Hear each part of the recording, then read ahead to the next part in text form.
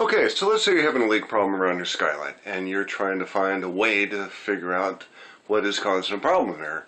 There's one of two choices. Either the water is leaking because of the skylight around the skylight, maybe it wasn't installed correctly, or maybe it was the skylight itself. And when you have damage like what I have up here, which has been developing for about 3 or 4 years, the first impression is, well, that's not the skylight leak, and it's actually maybe a poor insulation or there's something wrong with the roof that's causing that leak. So what you want to do when you set up a test like this to see if your Velux or whatever skylight you might be testing, to see if it's leaking, whether it's the skylight has a problem or the roof has a problem, what you want to do is set up a test to help isolate some of the elements where the water might be coming in. So what I did with my Velux Skylight is I set up a device up here where the hose drips water onto the glass itself, and only onto the glass, and I have it actually shed in the water from that glass onto a piece of plastic off to the side of the house. So it's down the roof, and then onto the ground below. And what I did was I let this run since about 3 o'clock yesterday afternoon.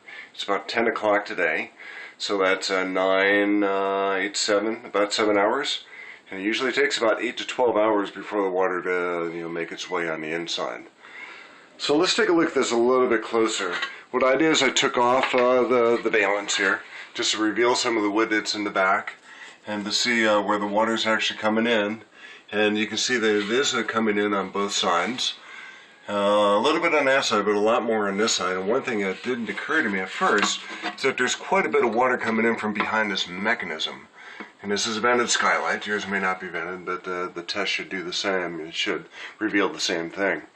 One thing to keep in mind about your vent is you want to make sure that the vent is completely closed. And I believe it's counterclockwise turned to make sure it's closed, because you don't want to skew your results by having your skylight open and having water coming in that way. So the valance is taken off. There's a couple screws on the side, both the left and the right side on that front face, and then the bottom face there's the mechanism that actually connects there. And when I did that, I saw some water coming in after again 7 to 8 hours of running this experiment.